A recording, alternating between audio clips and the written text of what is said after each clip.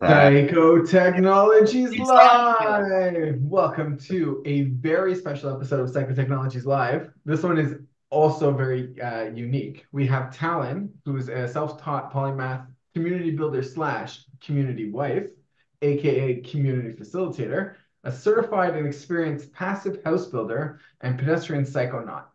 So this episode, we're going to start with a visualization. So Talon's going to walk us through the visualization of the village that he's building for us, with us. with us, With that us. we're all building together. We're going to hear Talon's vision because he's the one that knows what's going on. So Hey Talon, guys, thanks for having me. I really takes us appreciate it. away. Yeah. Okay. Well, yeah, first I might ask you guys to close your eyes, if you don't mind. Um, and wherever you might live, um, you probably have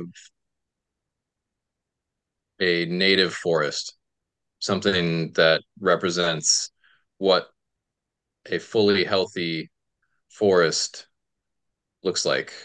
Where I'm from, a fully healthy forest is a mix of western red cedars, of hemlocks, western hemlocks, and um, Douglas fir trees, um, 80 to 120 feet tall. The understory is um, sword ferns, salalberry.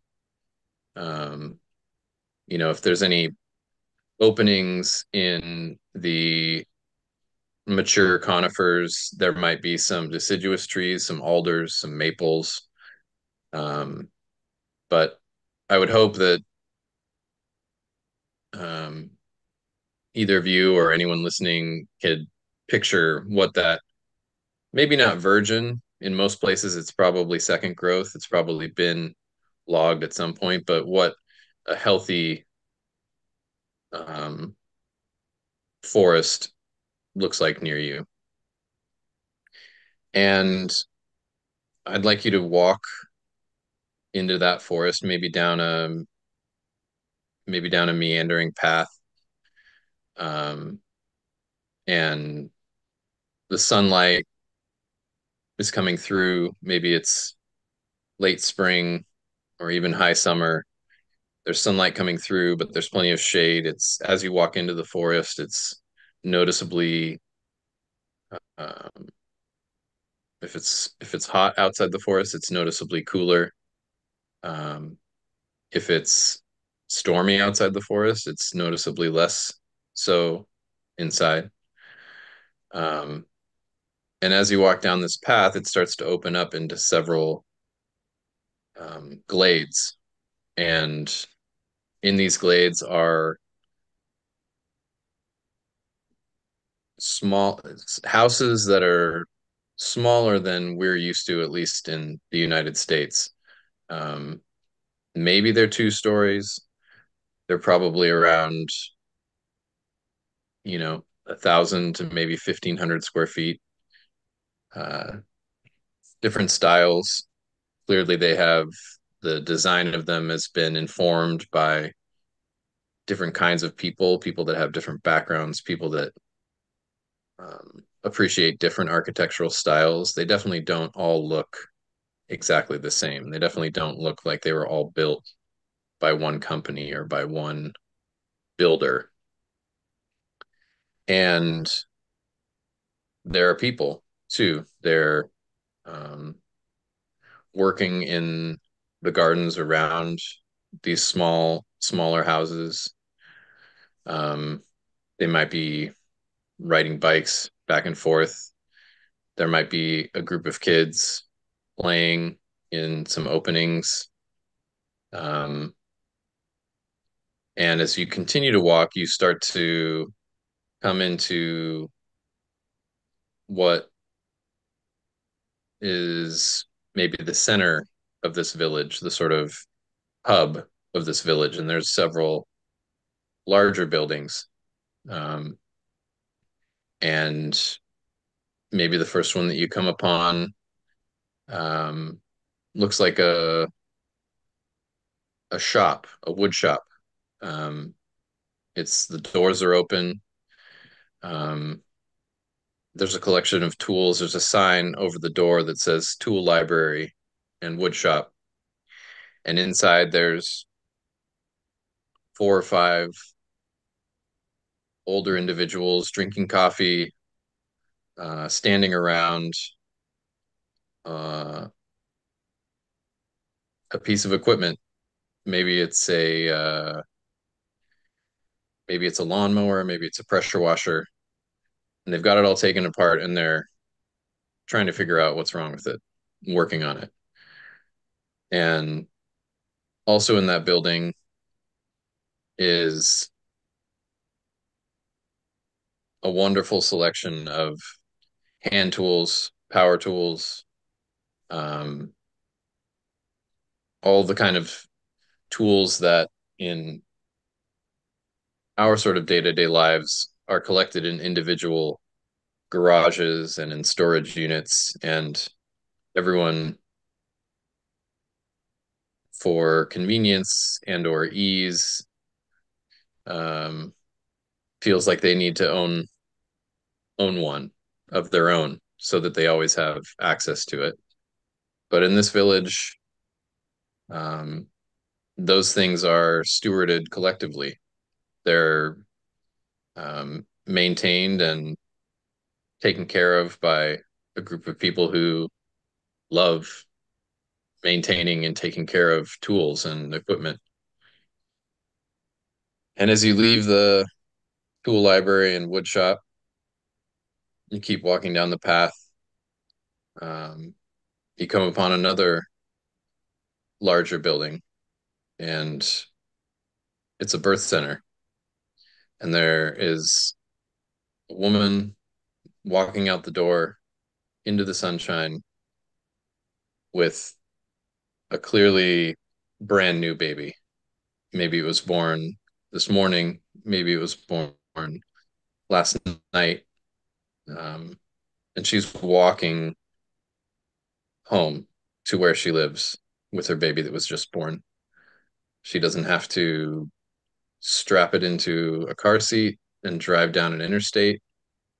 She's not leaving a sanitized, loud, brightly lit hospital building. That baby, she's walking out of a beautiful wooden birth center and she's walking home with that brand new baby. And as you walk a little bit further, you come to probably the largest building in the community, which is the community center. And as you walk into this building, there's a beautiful gathering area. Maybe it's a sunken gathering area with terraced steps that you can sit on, have a cup of coffee. Maybe there's a large hearth or wood stove near it that in the winter has a wood fire crackling in it all the time. Maybe there's a big commercial kitchen with a group of people that are canning pasta sauce from the tomatoes in the garden. Um, Maybe in an adjacent room, there's a yoga class going on. Um, Maybe in another room, there's a group of um, middle school or high school students that are um,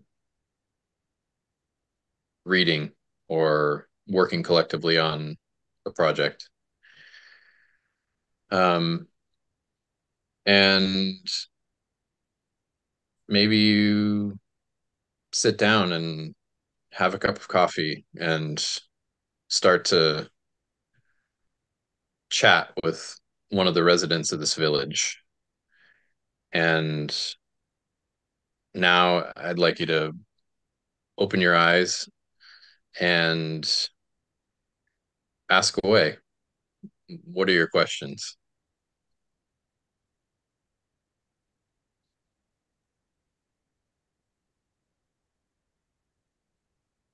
What does it smell like? Mm, right now, it smells like um, tomato sauce. They're cooking tomato sauce in the kitchen and canning it. Um, it probably smells like freshly roasted coffee. They um, they buy fair trade, or we buy fair trade coffee beans and roast them ourselves um, in this building. So it often smells like roasting coffee. Um, and also, it's if it's spring, I think it probably smells of herbs and flowers in the adjacent kitchen garden. Which way to the library? Oh man, wait till you see the library. It's amazing. It's actually upstairs. It has big windows facing south, so it gets lots of beautiful sunlight. And it has one of those ladders on the rails, that you can climb up and to get to the higher books. Um, and yeah, everyone in the village has been contributing to it since the village's founding. So it has books about spirituality, meditation, permaculture, um, organic building, um, philosophy, almost almost anything you could want to read about. And there's people that's most of what they do. They curate the library and they spend time in there reading and suggesting books for people. Really the entire village is um, anything that can be turned into a library has been turned into a library. So we have a tool library, we have a book library, we have a camping gear library, we have a car library. So the way that a library is a very familiar technology to us in this world. In our village, that technology has been replicated for most durable goods because it makes much more sense to steward those in community and share them and have them available when you need them, but to have them be available to other people when they need them, as opposed to everybody having one of each thing and shoving it into a storage unit. And did you build this building? I was part of the group that built this building. I helped with the initial concept. I'm not a trained architect, but there are trained architects that live here, and it was built to passive house standards. So passive house is a materials agnostic um, building protocol that um, the main tenets of it are air tightness, super insulation, and um, fresh air with heat exchange. So there's an HRV system that is always bringing fresh air in from the outside with a heat exchanger, so that the air that's being the stale air that's being blown out, 90% of the heat from that air is captured and it heats the air that's coming back in. So this building is, yeah, built to passive standards, um, and as such uses about 40% as much electricity as the same building if it were built to code.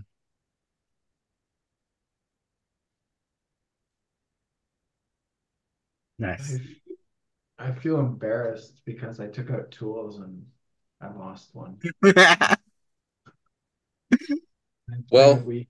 we do have we do have protocol and ways to encourage people to bring them back, and also for people to help to replace any tools that might get damaged or lost while checked out, much like your neighborhood library. Is the food like a co-op here, or is it like how much do you grow the food here? Do you grow it yourself, or do we grow it ourselves, or do we like do we We trade with we the grow a percentage of our food. We grow right now we grow about 40% of the food we eat. We would love someday for it to be more like 60 or 70%. But we also buy uh, quite a bit of food in bulk, and we have a community pantry so that, you know, when you're buying, say, rice or dried beans or staples in 50-pound bags instead of in a 1 pound bag from the grocery store, it's a pretty amazing efficiency of scale. So, we have a community pantry. We also spend time cooking together. We have community meals, and then we also will cook large batches of things like soup and casseroles and things like that. And we have a walk-in freezer, and that's part of the community pantry. But I would say that most people eat, you know, 3 or 4 meals a week in in our community hall, and the rest of their meals they eat at home. But it's interesting the scale of the house that you sort of feel like you need when you have access to this beautiful space and this commercial kitchen, walk-in freezer, walk-in fridge. When you're designing your own house, and many of these would probably be considered tiny houses by normal standards, you just don't need nearly as much space when you know that you have access to this beautiful commercial kitchen and this beautiful dining space for when you're entertaining a large group or you want to have a party or it's the holidays or whatever it is. Most people have to, in the sort of dominant culture, you have to design your kitchen so that it's big enough for when you host Thanksgiving dinner once a year, you have room. But since we have everyone has access to this space, the kitchens um, in most of these houses are quite a bit smaller than the sort of average kitchen, average American kitchen. nice? Yeah. I don't know where my kids are right now. Is that a problem? Should I be worried? You definitely don't need to be worried, and I would almost guarantee that they're probably running around um, with the kids of the village.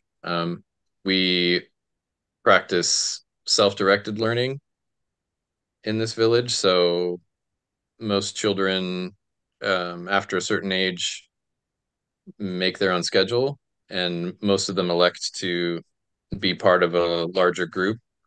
And we have what's called an agile learning center that isn't really a school, it's a self-directed learning space that has adult facilitators that are there that are trained to help children to find the things that they are interested in and help to foster an intrinsic motivation to learn. Um, they don't spend any time telling children what they should know or making sure that children meet certain um, milestones by certain ages or anything like that. So in the spring and in the summer, most of the time kids are outside. They spend a lot of time foraging for mushrooms, learning about plant identification. They learn in the gardens, and they sort of become, it's interesting, but they sort of become this kind of amoeba of children. The older children um, end up helping to guide the younger children, and they have a whole range of games that they spend time playing. They do a lot of live action role play, and they have a whole system of um, tree of forts and tree houses that they've helped to design in the forest adjacent to the village. And I'd almost guarantee that your kids are somewhere in that system of tree forts and tree houses. And there's a beautiful series of tree nets that were all woven by a number of the members of the village. I don't know if you guys have ever been in a tree net, but if you haven't, I'd highly recommend climbing up into one of those with one of the books from the library. Nice. And That da- go ahead. that dangerous? Like, are my kids gonna climb a tree and then fall? Well, the tree nets are really well designed. They're sort of like nests. They have, you know, they have a flat sort of almost springy bottom and then sides that come up. So anywhere you are, there's in your immediate range something to grab onto. So you'd be surprised how Stable. yeah, stable and also secure you feel once you kind of get past your initial fears about heights and things like that. My favorite part is that when there's a little bit of a wind and you're sitting in those tree nets, you can kind of feel the trees swaying and moving and flexing with the weight of people that are up there and with the movement of the breeze. Nice. And is there like Yeah, events on later this evening? yeah, I believe there's some live music here in the gathering space tonight. Um, and also twice a week there's ecstatic dance in the meadow. And what day is it? I can't remember what day it is. I believe that there might be one tonight. Um, and if you've never been to an ecstatic dance event, I highly recommend sticking around. It's a really wonderful psychotechnology, actually, a really amazing way to tap into group flow state. I'm really glad you brought up psychotechnologies because that's a very strong interest of mine. Um, Okay. is there like stuff like that going on aside from static dance, or are we a very Yeah, there's a spiritual center that is hosts all kinds of workshops and um, different practices. Um, there's um, meditation, several different types of meditation, several different types um, of yoga and um, embodied practice, um, and also yeah, study groups around a number of topics.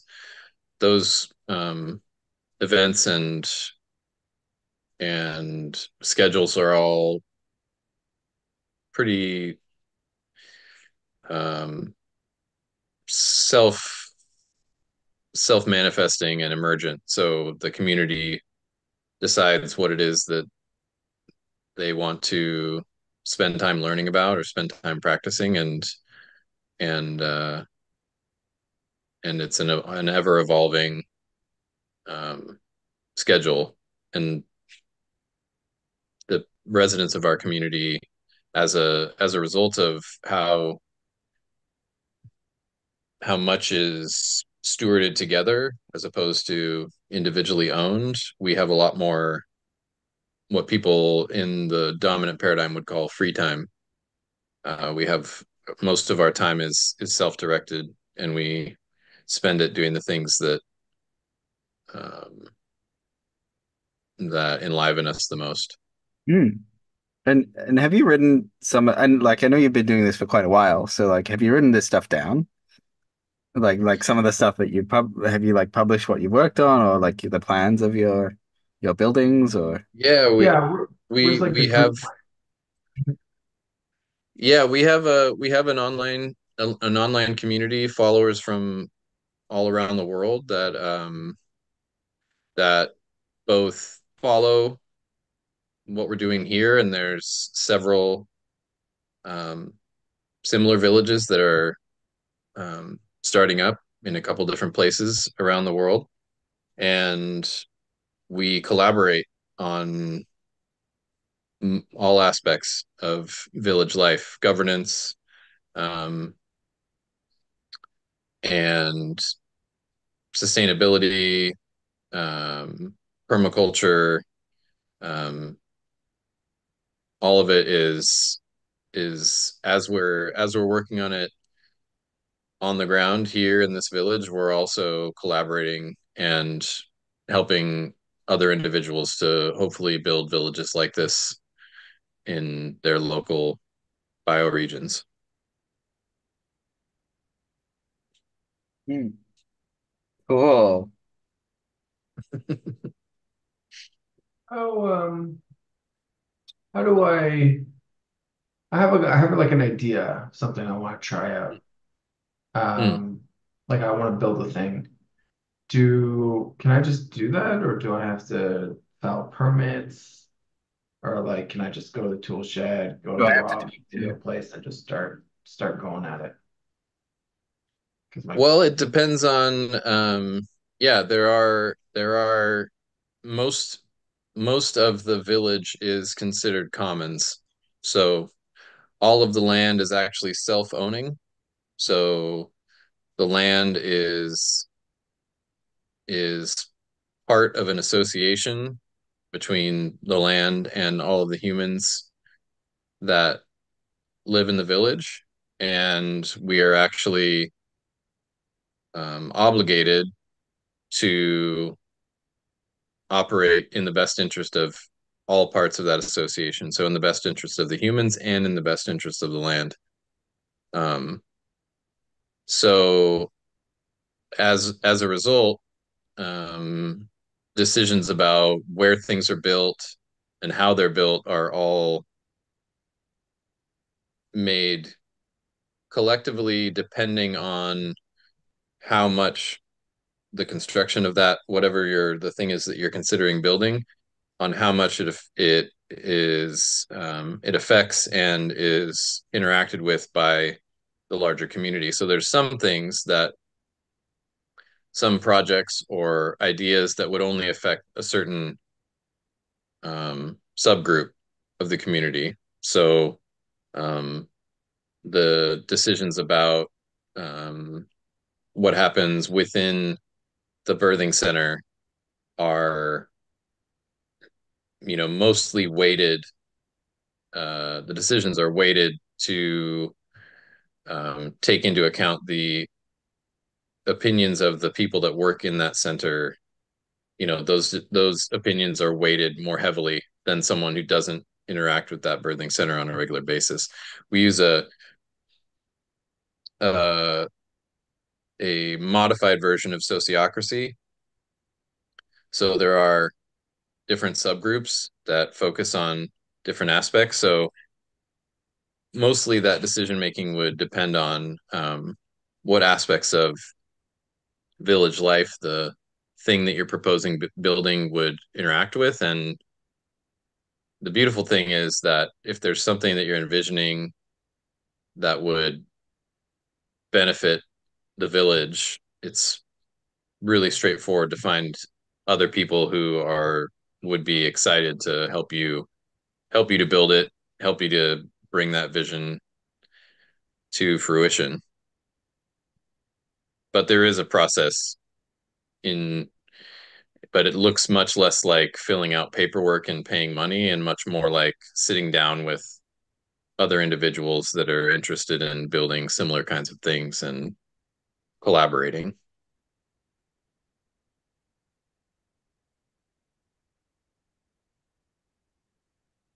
I want to know if I can bring my friends. Like, if you got like guest rooms or something? Yeah, we have a series of guest rooms in the community hall. I believe we have 8 guest rooms, and those are available to guests of residents of the village. There's a beautiful bathhouse that has sauna, cold plunge, showers. That's available to everyone in the community, including guests. Um, and that's another thing that, that the existence of that and having access to that totally informs what kind of house our residents end up building. Knowing that they always have access to guest rooms and space. We also have a campground. So in the warmer months, people come and camp. We have several festivals during the year with music, and we end up bringing in, you know, 500 or 600 additional people to celebrate with us. Cool. Yeah, how often do you run a festival? We have our biggest festivals are on the solstices. So we have a festival around the summer solstice and a festival around the winter solstice. Yeah, the summer solstice festival is the biggest. We bring in musicians and DJs, and um, we're growing it slowly, but it's a really beautiful, um, ecstatic, cathartic celebration you know of life and summertime, and the gardens are all beautiful and vibrant.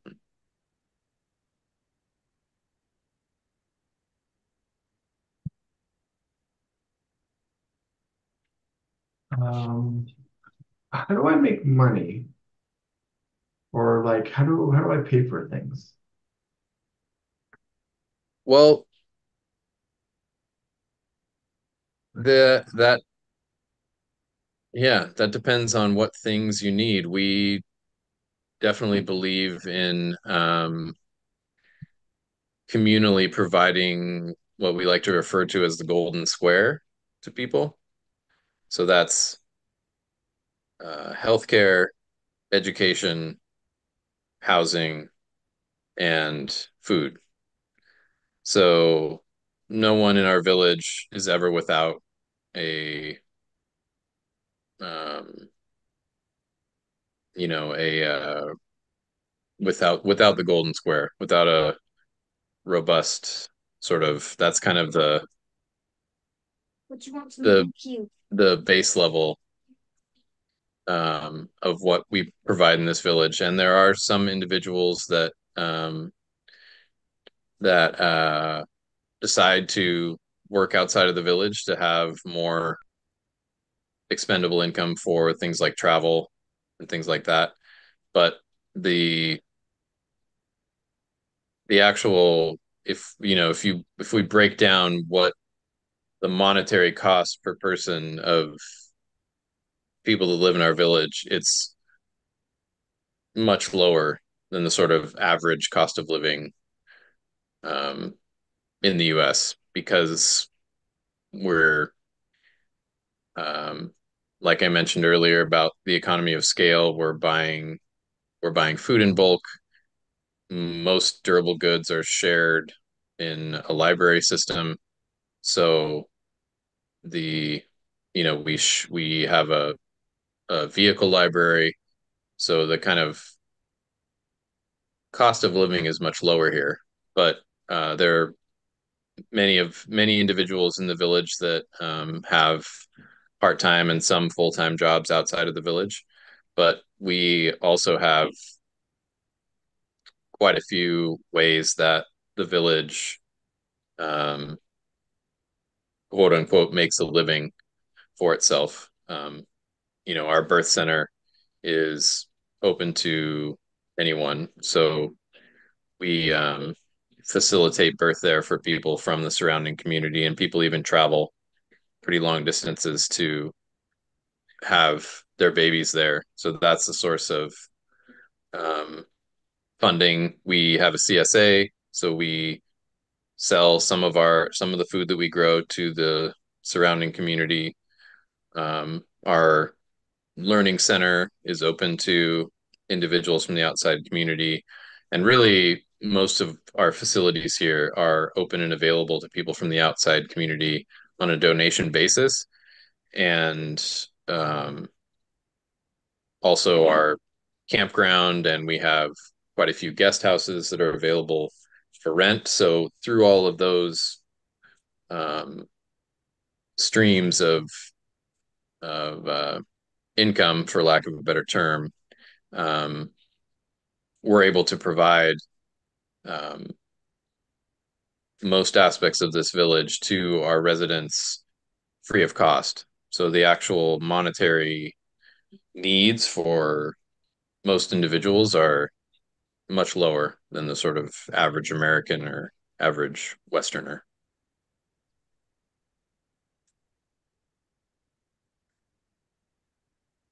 There's a number of there's so many aspects of the the dominant paradigm, the dominant way of um, organizing that are just terribly inefficient.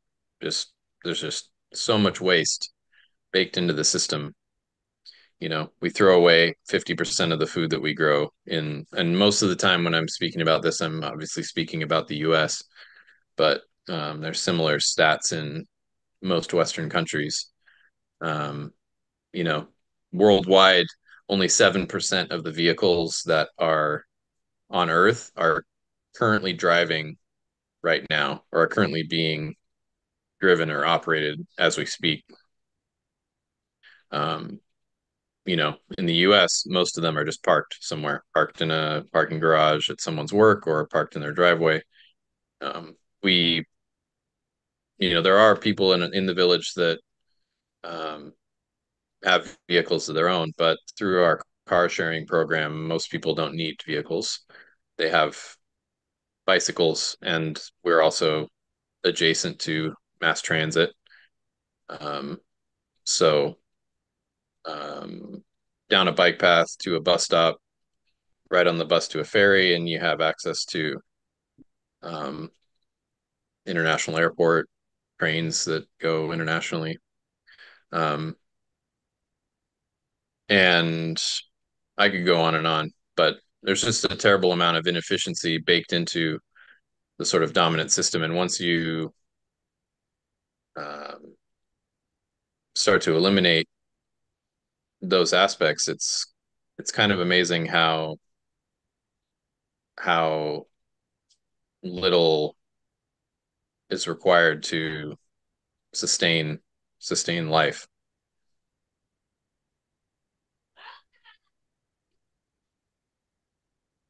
Hmm. I'm running out of questions.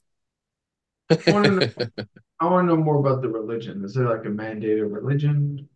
Can I practice my own? How does this work?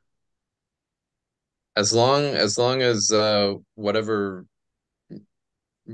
practicing religion looks like for you, as long as it doesn't infringe on anyone else, you're welcome to practice any religion you like. We do have um, some beliefs that to some they might look like religion. Um, we hold the earth as sacred, and and we hold ourselves as inextricably connected to the earth and the universe. Sort of our outlook is pretty non-dual in terms of our community culture.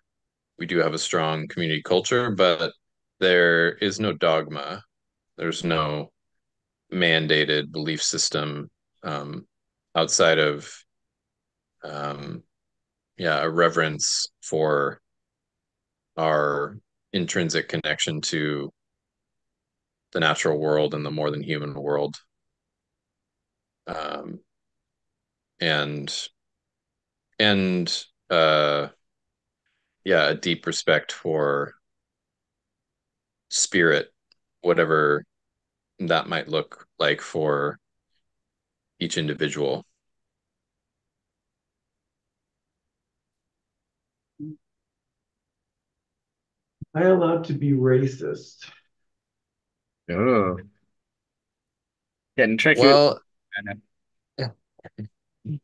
I think that racism is inherently non-dual or is inherently dualistic. Um, I think that to be racist, you have to consider um, people other than yourself as inherently other, as completely separate, and that runs counter to the sort of culture of the village.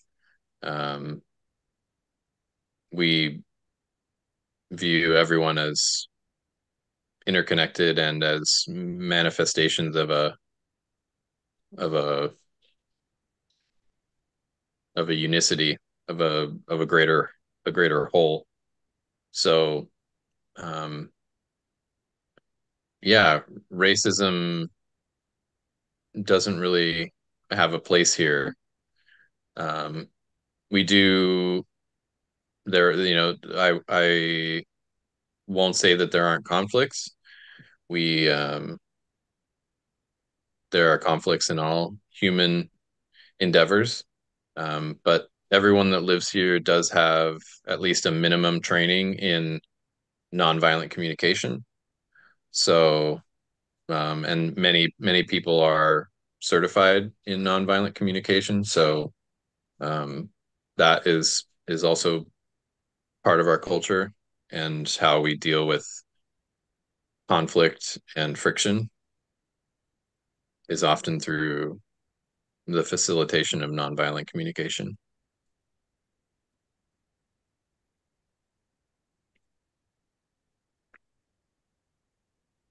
Are there any other like required learnings other than NVC for community? Is there like a basic curriculum Um, you want people to know? there is kind of a where to start, um, and it's just like our learning center being completely self-directed. Most of the information you know, um, is self-directed learning, but um, you know, Eleanor Ostrom's core principles are pretty hard to avoid um, in this village, and those are in regards to management of the commons. Um, I don't know if you guys are familiar, but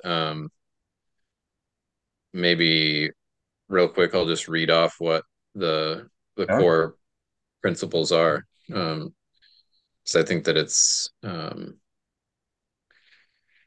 enlightening. Um, so Eleanor Ostrom's um, core principles for governing the commons, and most of our village is considered commons, so this applies to most of our um, village. So um, uh, clear boundaries between users and non-users. So we have residents and we have guests, and there's clear boundaries and um, and um, just I suppose it's collectively known um, who those individuals are, whether they're a resident or a guest. Um, And the second part of that is clear resource boundaries. So we have very clear principles about what is contained within the village, what is and what is being managed as commons. So that applies to all of our libraries, etc. Um, and sorry, this is just not a great list. I'm going to go to a different list.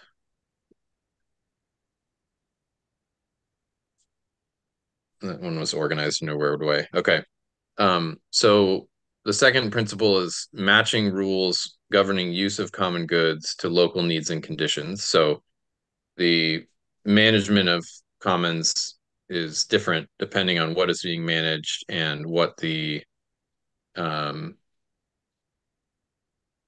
what the local economy and environment dictate. So it's not one size fits all. It needs to be tailored to each individual situation.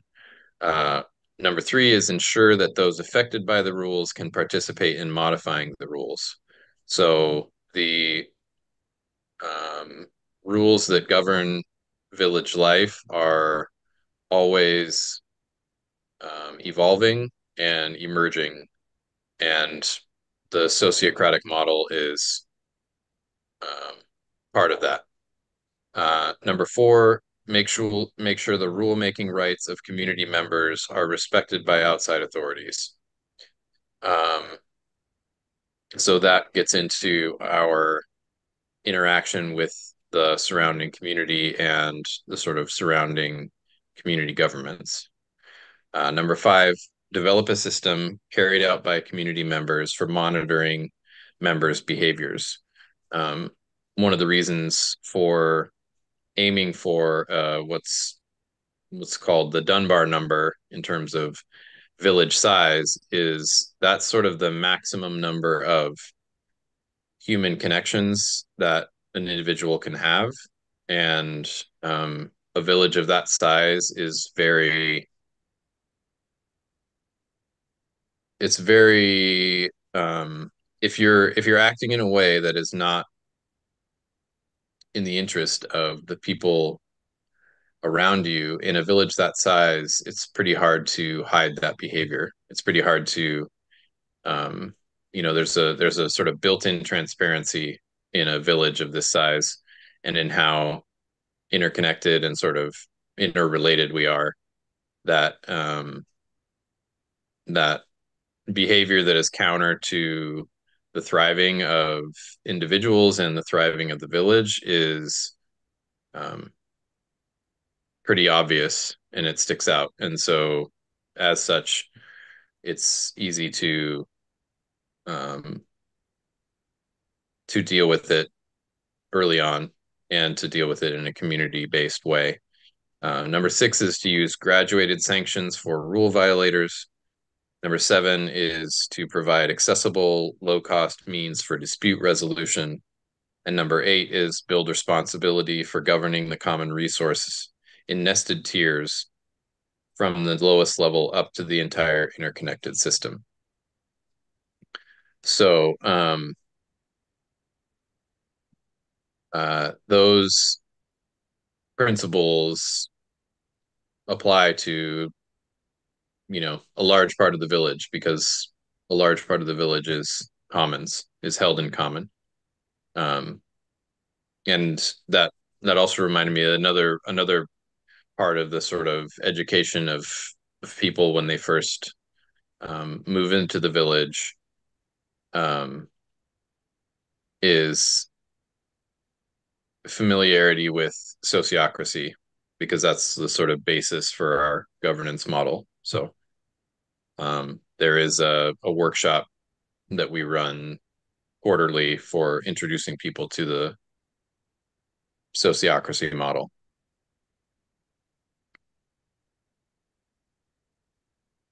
Seems like a great place, and there's lots of people around. So Hmm. I'm gonna marry a couple women and have like 20 kids. And I think there's like a couple people doing that. So like that Dunbar number kind of like very quickly gets post Dunbar number. Yeah, What do we are my kids allowed to join the village? Or we send them to the yeah. forest? Well, there's a What is the plan there transfer? yeah. So the interesting thing about Dunbar coined a term which is called schismogenesis. I don't know if you guys are familiar with that term. So it's a naturally it's an occurrent it's a um, phenomenon that happens naturally in groups of humans where once you go past the Dunbar number, after a certain number past the Dunbar number, at some point there becomes a split. And this doesn't have to be a violent or aggressive split, but usually it's along some sort of a cultural boundary, or sometimes it's along a geographical boundary.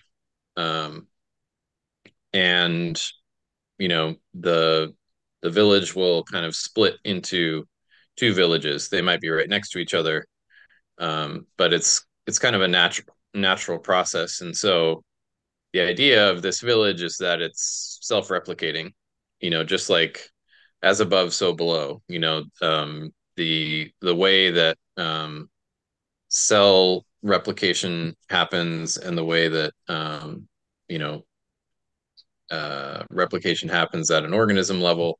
Um, there is offspring that has a lot of the traits of the parent, so I hope that our village births many more villages that are similar but different, and that all of those villages are connected through communications technology so that we can collaborate, so that members of our village can travel to other similar villages and spend time there, can move in between these villages, and the way that they're organized and governed will be somewhat similar and familiar.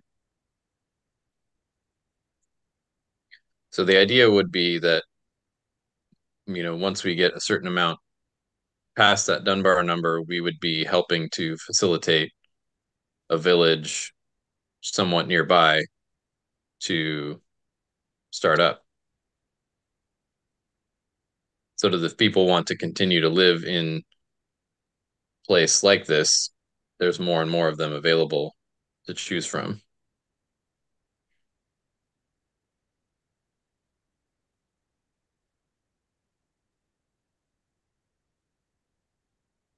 Like I said, I'm running out of questions. Yeah. Uh, I'm trying to think of other aspects that have informed the forming of this village. Um, Do we pay taxes? there is a lease, so each of the individual houses is on a ground lease. So they are technically renting the space that the house is built on from the village at large, which, like I mentioned, is an association of the people that live in the village and also the land itself. Um, and so that is part of the um, operating income of the village. Um, we would love to someday manifest a future where even that is unnecessary, but it is, compared to home ownership, you know, in the United States, it is much more affordable. It would be considered affordable housing in our region. So it's like renting the land, like long term. Yeah, they're on paper they are a 99-year lease. Um, but there are covenants for, if they ever do sell the house that they built or that they purchased from the person that did build it, um, then there are protocol for new members um, buying in and um, that lease continuing. But um, the it it makes it so the idea of self-owning land basically gives the land itself personhood, just like we grant personhood to corporations in our country. And it's based partially on the work of Thomas Lindsay, who works for I'm going to mess up the name of the organization that he works for if I don't look it up. Um,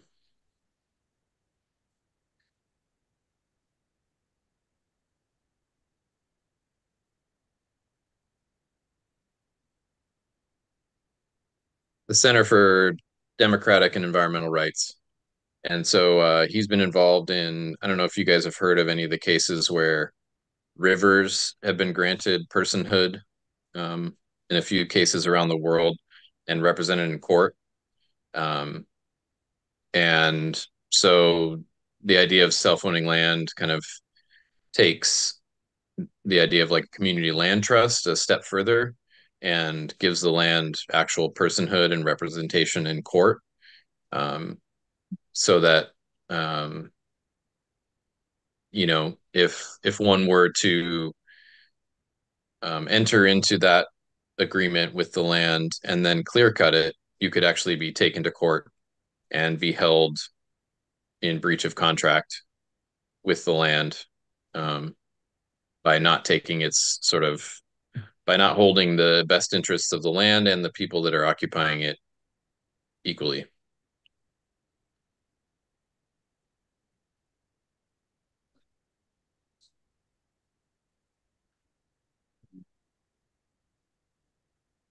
I guess, do I get to sue the land if it ruins my house? That hasn't been tested yet, but yeah, I kind of like to look at it as like the quote unquote ownership of land is so baked into our system, and the financial system runs on you know um usury and the borrowing of money to purchase real estate, and then um the improvement of that real estate and the value held by that real estate is this core tenet of the dominant paradigm. And um, I I like to look at the idea of self-owning land kind of like the freeing of a slave, like freeing an entity that has been held in slavery for really not very long in human history. If you go back a couple, I don't know, 5 or 10,000 years, which you know is a pretty small amount of modern human history. Um, Anytime before that, the idea of owning a piece of land would be laughable. You go to most indigenous traditions, don't have any kind of concept that you even could own land. Um, you know, and so um, the self-owning land principle is a way to get back to that kind of outlook, the outlook that land can be stewarded, land and ecosystems can be um, interacted with and interrelated with, but they can't be owned outright, owned in a way that you can just scorched earth, clear cut it, leave a bunch of slash piles, and there's no penalties or um, you're actually rewarded for doing that in our dominant system. There's actual monetary value in that kind of destruction, and in a world that I envision, um, that kind of the right of abusus, which is in our financial system, you have the right of uh, um, usus, fructus, and abusus. Usus is you have the right to sort of possess something, and um, fructus is you have the right to sort of um, benefit from the product of that thing that you possess. So if it's a piece of land, you have a right to the fruit that's grown on it. And abusus is you have the right to just destroy it outright. So baked into the very, you know, hundreds, thousands of years ago, the very basis of our economic system is that if you buy something and you own it legally, you can then just light it on fire or bury it or grind it up. And so this the idea of self-owning land is it it Detective. yeah, it lets go of that right of abusus. Like you don't, it's sort of usufructian property rights. So you can possess something and you can use it to your benefit, but you don't have the right to destroy it. You don't have the right to let it, you know, rust in a storage unit forever. You have the right to use it while you're using it, and then when you're done using it, it is returned. And that's really the way that the world is. The things that, like, even your physical body, you're only borrowing it. You know, and it's not even a lot of it isn't even you. There's more bacterial and viral and other cells in your body than there are human cells, and it's constantly changing. You're constantly um, inputting new cells. You're um, eating food and then releasing waste. Is that waste when you for sorry, pardon the term, but when you take a shit, is that you? Do you own that? Do you continue to own it as it goes into the processing facilities that deal with it? It's all the idea of ownership is mostly a, a convenient illusion to the dominant system. Really, really, we're borrowing everything for a time, and then we give it back. So this idea would be baking baking that sort of universal truth into our interhuman activities. Psychotech